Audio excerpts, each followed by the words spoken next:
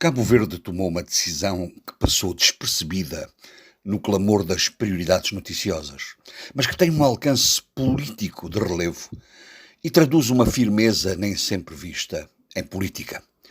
Para além de ser um murro na mesa para abalar as fantasias inconsequentes de algumas lideranças continentais africanas.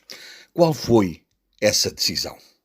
O governo cabo-verdiano extinguiu o intitulado Instituto da África Ocidental para a Integração Regional e as Transformações Sociais, criado por um governo de José Maria Neves, que agora, como Presidente da República, o sentenciou ao promulgar o decreto-lei do governo nesse sentido.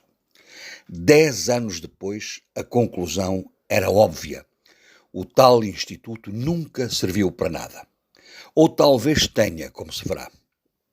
O importante para os seus instituidores, a CEDEAO, a União Africana, a UEMOA, a Unesco e o Ecobank, era lançar uma estrutura que funcionasse como uma espécie de think tank e um centro de investigação internacional para a integração regional dos Estados da África Ocidental, capaz de produzir pensamento estruturado, estratégias globais e aconselhamento aos decisores políticos. Uma ideia meritória, sem dúvida.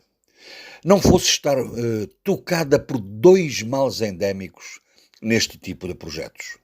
Mais para a satisfação dos egos políticos e pessoais do que para a solidez da sua concretização. Os males são claros e fáceis de identificar. Todos aprovaram a criação do Instituto, mas esqueceram-se de o financiar e dar condições financeiras de funcionamento. Só Cabo Verde ficou a fazê-lo sozinho.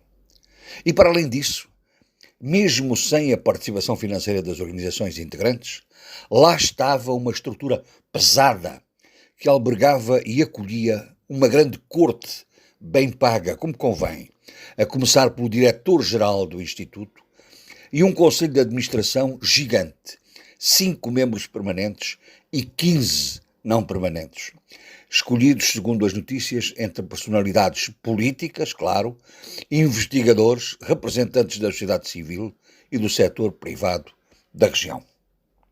Ou seja, havia aqui um quase milagre.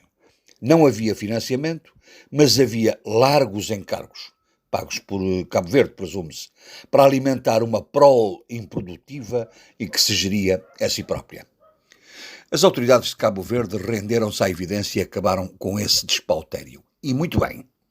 Este exemplo do Instituto da África Ocidental para a Integração Regional e as Transformações Sociais é revelador da incompetência e incapacidade que têm tomado conta de uma organização subregional africana, a CEDEAO, para lidar com os desafios com que é confrontada, sejam eles de estabilização política institucional, de crescimento económico e desenvolvimento, ou de impulso de participação cívica dos cidadãos. O brilho das aparências é mais sedutor para alguns do que o empenhamento no serviço público à comunidade.